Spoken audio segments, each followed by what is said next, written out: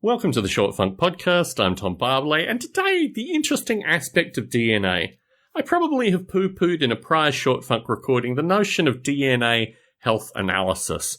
This was one of the things that 23andMe was sued for by the US government, something I've been slightly skeptical about.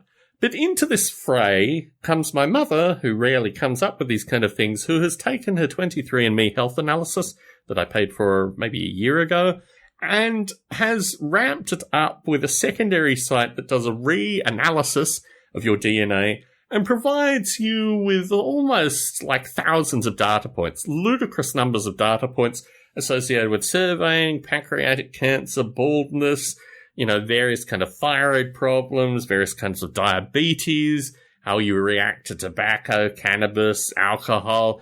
I haven't gotten anything associated with LSD or mescaline, but I'm sure it's coming. I've just got to read down.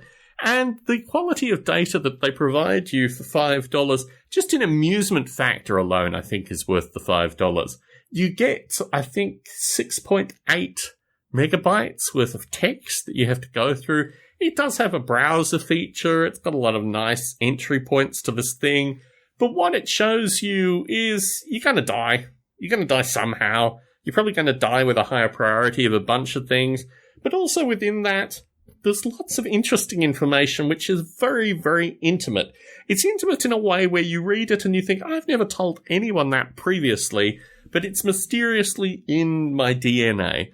It is like a modern-day soothsaying in that regard. It does have a curious kind of, I'm going to a Ouija board reader or a tarot reader of the sciences, because what they're doing is basically quoting a series of different papers, attributing it to some genetics, and then giving like rough ratios like this will increase your possibility of baldness by 7 times. That's actually in my DNA. I'm not making that one up. Or things associated with learning disabilities, things associated with, abstract intelligence.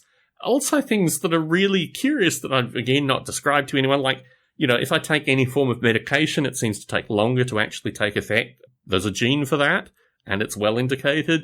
They can't guess my blood type through the DNA, which is particularly curious. They think my eye color is blue, which is also completely wrong. And there's a bunch of other stuff. I mean, I don't know how I'm going to die, but the number of ways that they say I can potentially die, I'm pretty sure it's only going to be 1 or 2 of those. And it kind of looks like basically pancreatic cancer is like a high point in terms of probabilities, and various other things like mental deterioration, although I long suspect that's probably the way I'm going to go, according to my genes.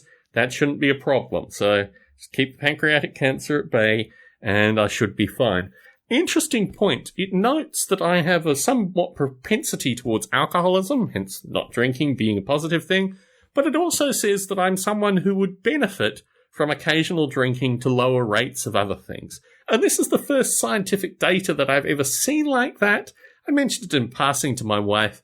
I don't think I'm going to start consuming alcohol again. I think probably what I should do, which it also acknowledges, is avoid fatty foods at all costs. So, sushi, maybe in moderation, sometime in the future.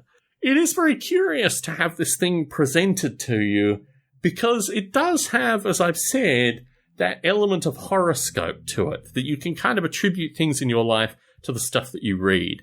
And I do understand the kind of hogwash component, which obviously concerned the US government sufficient to sue. They can't do things like stop robocalls or stop various solicitations on your phone, but they're going to block the ability for you to see these, scientific tarot cards associated with your genes. All in all, it's a good read, it's a moderate laugh, it's worth $5, and it certainly provided me a number of interesting moments last night when I saw the data. Tom Barbley in San Jose, signing out.